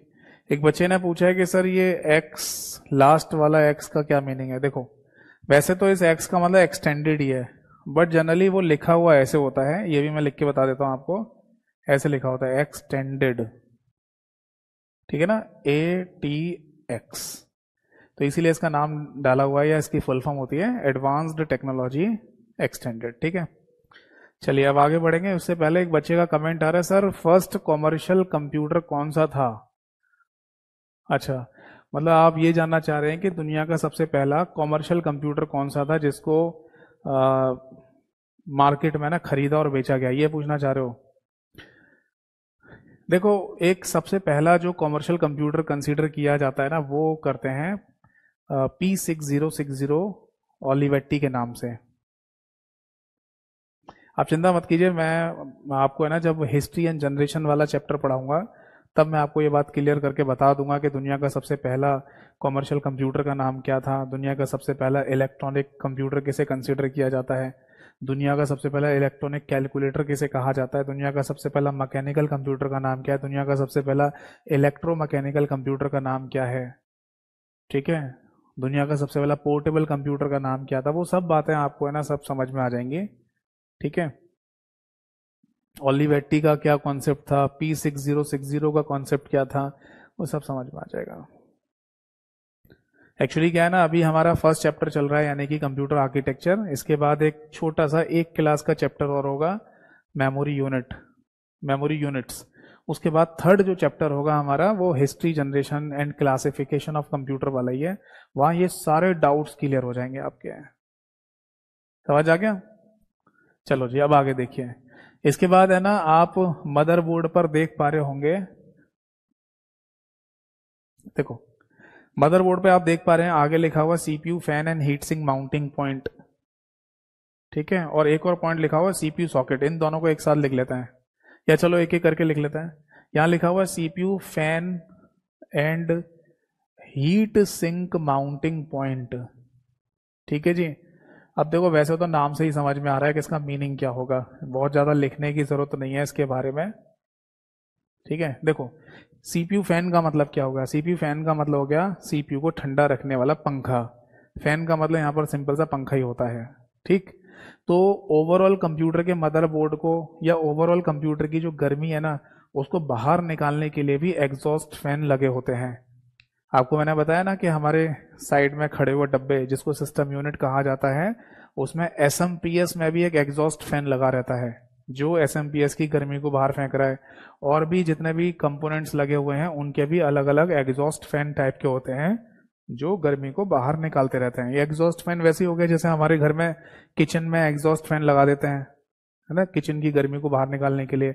या किसी टॉयलेट में भी एग्जॉस्ट फैन हो सकता है जो वहां की गर्मी को, वहां की स्मेल को बाहर निकालता रहे। तो इसी तरीके से कई सारे एग्जॉस्ट फैन है ना लगे होते हैं, और सीपीयू का भी अपना एक अलग से एग्जॉस्ट फैन लगा रहता है जो कि सीपीयू की गर्मी को कम करता रहता है, ठीक है। अब यहां पर क्या लिखा है, यहां पर हीट सिंक माउंटिंग पॉइंट लिखा हुआ है, मतलब हीट सिंक दोबारा इस्तेमाल करते हैं। तो आंसर है जी हाँ, हीट सिंक टेक्नोलॉजी का इस्तेमाल सीपीयू को अलग से ठंडा रखने के लिए भी इस्तेमाल में लाई जाती है टेक्नोलॉजी। मतलब एक तो ओवरऑल मदरबोर्ड का हीट सिंक अलग है जो नॉर्थ ब्रिज के केस में मैंने आपको बताया, और एक सीपीयू का अलग से हीट सिंक बनाया जाता है। क्यों? क्योंकि सीपीयू है कंप्यूटर का दिमाग, ये और जल्दी गर्म हो जाता है। वो कहावत है ना कि कोई व्यक्ति बहुत ज्यादा गुस्सैल हो, गुस्से में रहने वाला व्यक्ति हो, तो उसे कहा जाता है भाई इससे है ना उल्टी सीधी बात मत करना, इसका दिमाग बहुत जल्दी गर्म हो जाता है। तो दिमाग जैसे इंसानों का बहुत जल्दी गर्म हो जाता है, मतलब उसे गुस्सा आ जाता है बहुत जल्दी, तो उसी तरीके से हमारे कंप्यूटर का जो दिमाग है यानी सीपीयू, ये भी बहुत जल्दी गर्म हो जाता है। तो इसको अलग से ठंडा रखने की तकनीक को हीट सिंक टेक्नोलॉजी या हीट सिंक माउंटिंग पॉइंट कह दिया जाता है। माउंटिंग पॉइंट तो शब्द इसलिए इस्तेमाल कर रहे हैं कि वो चीज यहां पर लगाई गई है। माउंट करने का मतलब होता है लगाया जाना, ठीक है। तो सीपीयू फैन और हीट सिंक जहां पर लगाया गया है उस जगह को माउंटिंग पॉइंट के नाम से बोल देते हैं। तो बस यहां पर इतना लिखेंगे, सीपीयू को ठंडा रखने की तकनीक, सीपीयू को ठंडा रखने की तकनीक। बताइए ये बात समझ में आ गई या नहीं? ठीक है। और एक पॉइंट और लिखा हुआ है, दैट इज सीपीयू सॉकेट। तो बेटा देखो सीपीयू सॉकेट बेसिकली सीपीयू को लगाए जाने वाली लोकेशन को कहते हैं, सीपीयू को प्लेस किए जाने का स्थान, प्लेस किए जाने का स्थान या लोकेशन। यानी हम प्रॉपर इंग्लिश में ये कह सकते हैं, it is a place where CPU CPU placed, ऐसे बोल सकते हैं। यानी वो स्थान जहां पर सीपीयू को रखा जाता है, सीपीयू को लगाया जाता है, उसको सीपीयू सॉकेट के नाम से बोल देते हैं। समझ में आ गई बात? तो आप देख रहे होंगे जो डायग्राम में एक व्हाइट कलर का चौकोर सा आपको जगह दिखाई दे रही है, इसी को सीपीयू सॉकेट बोल देते हैं। और उसके बीचों बीच में जो जगह दिख रही है वहां पर सीपीयू को लगाया जाता है या फंसा दिया जाता है। सीपीयू के केस में मैं आपको बता दूं, पहले सीपीयू आते थे कुछ इस तरीके के, यानी ये सीपीयू नाम की अगर कोई आईसी चिप है तो इसके चारों ओर पिन होती थी, और इन्हीं पिन को सीपीयू सॉकेट में फंसा दिया जाता था जिससे ये कनेक्ट होके काम करता था। ये पुरानी तकनीक थी। बट आज के समय ना सीपीयू केवल नॉर्मली ऐसी आता है, यानी पहले तो पिन वाला होता था, अब होता है पेस्टिंग वाला। मतलब सीपीयू को मदरबोर्ड के ऊपर सीपीयू सॉकेट में पेस्ट कर दिया जाता है, चिपका दिया जाता है, उसी से कनेक्ट होके काम करना शुरू कर देता है। तो ये चारों तरफ पिन होती थी जो कि सीपीयू सॉकेट में कनेक्ट कर दी जाती थी। ठीक है जी। तो आई होप सो कि मैंने आज की क्लास में जो आपको समझाया मदरबोर्ड के बारे में वो क्लियरली आपको समझ में आ गया होगा। तो ये जो आधा पार्ट है ये कंप्लीट हो गया हमारा। ठीक, फिर से रिवाइज करा देता हूं, कोई डाउट है तो फटाफट जल्दी से पूछिए। जैसे कि मैंने आपको बोला था कि 1.25 घंटे की क्लास रखेंगे डेली थ्योरेटिकल, और लास्ट के 10 से 15 मिनट रखेंगे डाउट सेशन के लिए। जो डाउट पूछना चाहें आप पूछ सकते हैं। तो एक बार मैं जल्दी से रिवीजन भी करा रहा हूं और आप अपने डाउट लिखिए कमेंट सेक्शन में। मैंने north bridge with heat sink के बारे में, साउथ ब्रिज के बारे में, आईडी कनेक्ट, ओहो एक पॉइंट रह गया बेटा, आईडीई कनेक्टर, ये किसी ने ध्यान भी नहीं दिलवाया। चलो इसे बता दूं, ये छूट ही जाएगा वरना अगली क्लास में ध्यान नहीं रहेगा हमें। देखो, एक शब्द रह गया यहाँ पर आईडीई कनेक्टर, ये क्या होता है इसे और देख लेते हैं। आईडीई कनेक्टर लिखा हुआ है बेटा नॉर्थ ब्रिज के नीचे।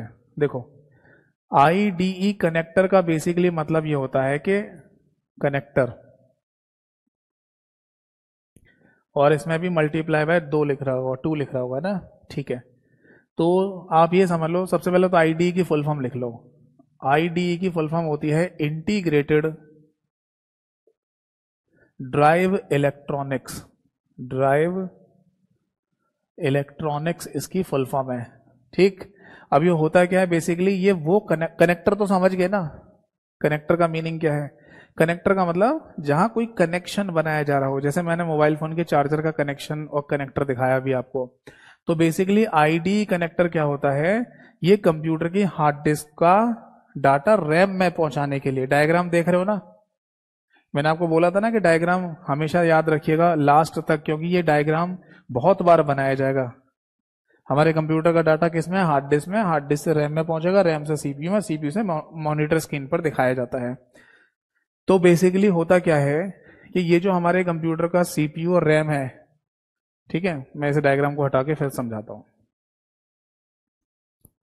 एक्चुअली में होता क्या है कि ये हमारे कंप्यूटर का सीपीयू और रैम, ये दोनों तो है ना होते हैं मदरबोर्ड के ऊपर लगे हुए। ये दोनों तो स्थित होते हैं मदरबोर्ड के ऊपर, ठीक है जी,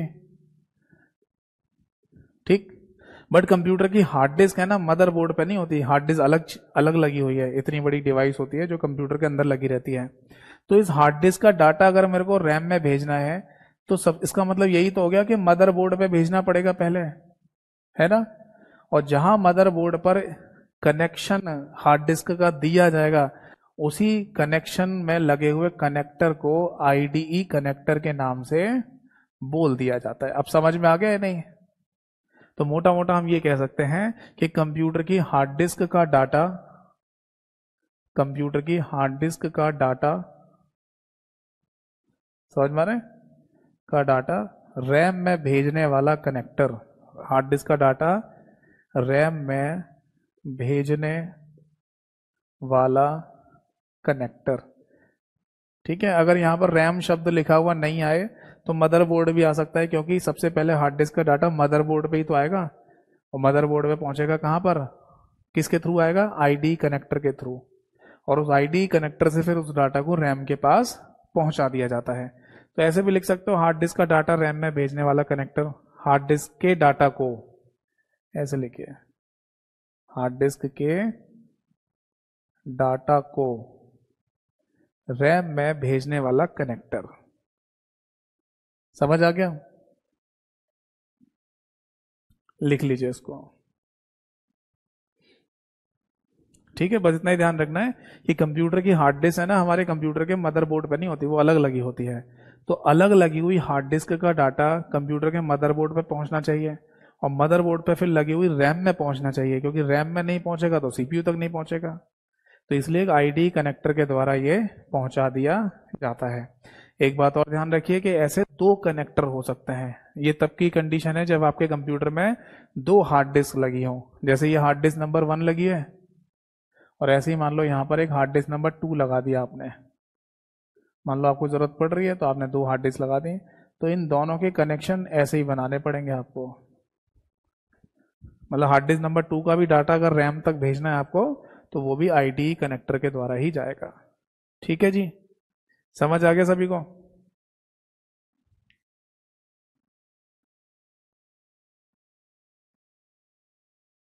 नोट कीजिए, नोट कीजिए।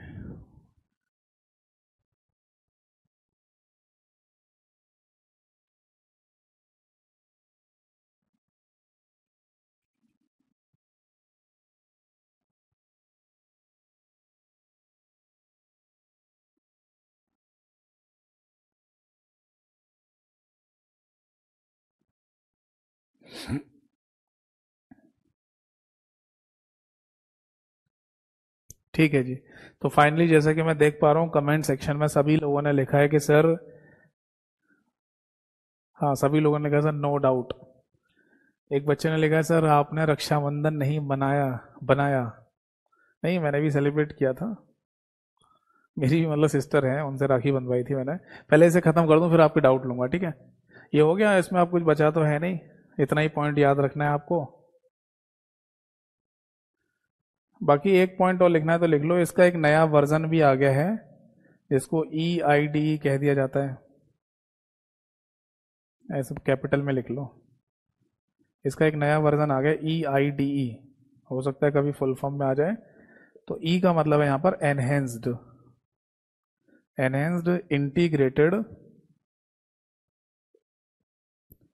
Drive electronics. बस ये पॉइंट और लिख लीजिए। और आज की क्लास, आज की सभा यहीं पर समाप्त होती है। तो बेसिकली मदरबोर्ड का जो आधा डायग्राम था वो मैंने ना आपको क्लियर करा दिया। अब अगली नेक्स्ट क्लास में जो आधा वाला पार्ट है वो और इम्पोर्टेंट है, उसको मैं बताऊंगा अगली क्लास में, नेक्स्ट क्लास में। ठीक है जी। तो आज की क्लास और आज की सभा यहीं समाप्त होती है। अब जो पूछना है जल्दी फटाफट पूछते जाइए। और जाते जाते मैं यही बोलूंगा आप सभी लोगों को कि MCQ आप पढ़ते रहिए, जैसे ही आपको समय मिले MCQ प्रैक्टिस करिए। तो पहले तो मेरे सोर्सेज से करना है, यानी मेरे यूट्यूब चैनल से और मेरे टेलीग्राम चैनल से। अगर वहां से नहीं कर रहे हैं आप, कहीं और से भी कर रहे हैं तो कर लो, कोई दिक्कत नहीं है। और किसी भी क्वेश्चन में डाउट आए, फोटो खींचकर या स्क्रीनशॉट लेकर मेरे को भेज दीजिए, जैसे ही समय मिलेगा मैं रिप्लाई करता जाऊंगा।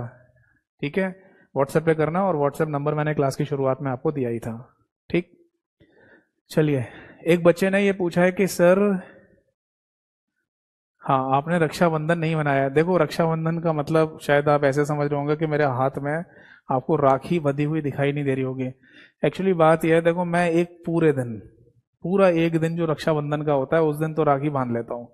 उसके बाद जैसे ही 12 बजते हैं उसके बाद मैं राखी को उतार कर एक किसी सही जगह पर रख देता हूँ। ठीक है, वो कोई सही जगह होगी जो मेरे को लगती है, मेरी अलमारी भी हो सकती है।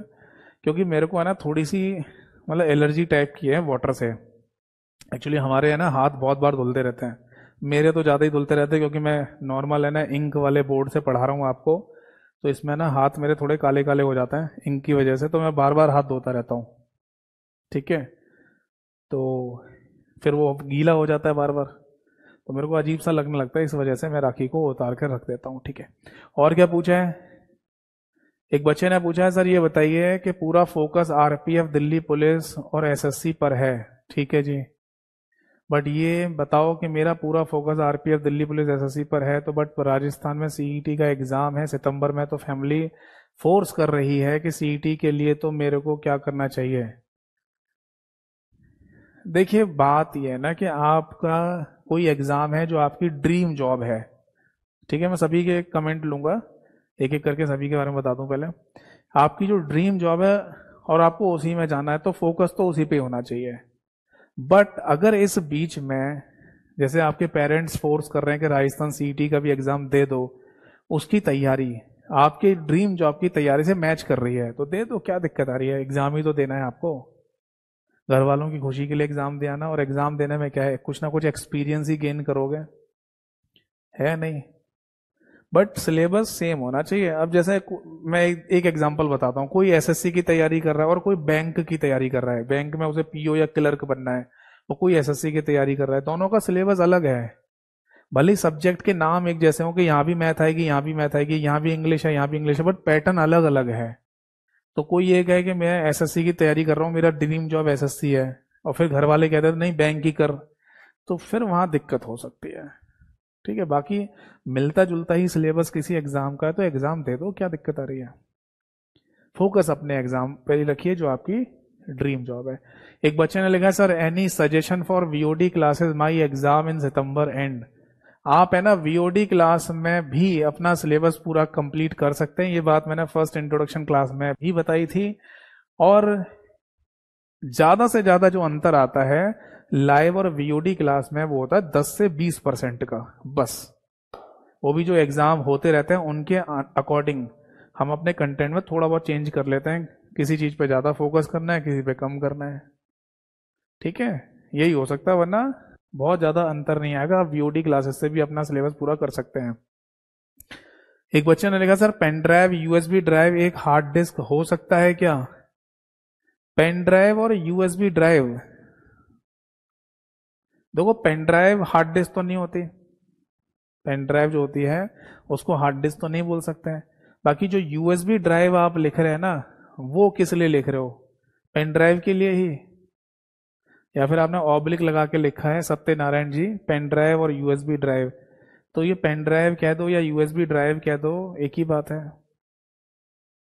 वैसे यूएसबी ड्राइव जो शब्द लिखा है ना, ये हार्ड डिस्क के लिए भी इस्तेमाल में लाया जा सकता है। पता है कैसे? जो हार्ड डिस्क हम कंप्यूटर में बाहर से कनेक्ट करते हैं, जिनको एक्सटर्नल डिवाइस कहा जाता है या एक्सटर्नल हार्ड डिस्क कहा जाता है, तो उन एक्सटर्नल हार्ड डिस्क को आप अपने कंप्यूटर में किसके थ्रू कनेक्ट करेंगे? यूएसबी के थ्रू। देखो समझाता हूं, देखो अगर मेरे पास कोई हार्ड डिस्क है जो मैं कंप्यूटर में बाहर से कनेक्ट कर रहा हूं, तो इसका नाम क्या हो जाएगा? External hard disk. एक कंप्यूटर में अंदर लगी रहती है, जो ये वाला हो गया है ना, एक कंप्यूटर में मैं बाहर से भी हार्ड डिस्क लगा सकता हूं, जैसे पेन ड्राइव कनेक्ट होती है। बट अगर मैं बाहर से कोई हार्ड डिस्क लगा रहा हूं अपने कंप्यूटर में, तो वो जिस कनेक्टर से या पोर्ट से कनेक्ट की जाएगी उसे क्या बोलेंगे? उसे यूएसबी पोर्ट या यूएसबी कनेक्टर कहा जाता है।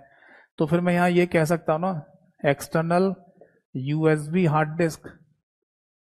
हार्ड डिस्क नहीं कहना तो हार्ड ड्राइव शब्द इस्तेमाल कर सकते हो। तो आपने क्या लिखा है? USB drive. तो बेसिकली यहां पर अगर ये शब्द काट दिए जाए तो दोनों बचेंगे ना, फिर यूएसबी ड्राइव, ये दोनों शब्द बचे। तो ऐसा हो सकता है कि जो आप यूएसबी ड्राइव शब्द लिख रहे हैं वो यही वाला शब्द हो पूरा, जिसमें से शब्दों को काट पीट के आप बोल रहे हैं। तब कह सकते हैं कि कोई यूएसबी ड्राइव हार्ड डिस्क या हार्ड ड्राइव हो सकती है। ऐसे ये भी तब होता है जब क्वेश्चन और ऑप्शन को देखकर पता चले कि उसमें क्या लिखा हुआ है, या हमारा कॉमन सेंस इतना तेज है कि हम समझ जाएं कि ये पूछ रहा है तो ये भी हो सकता है।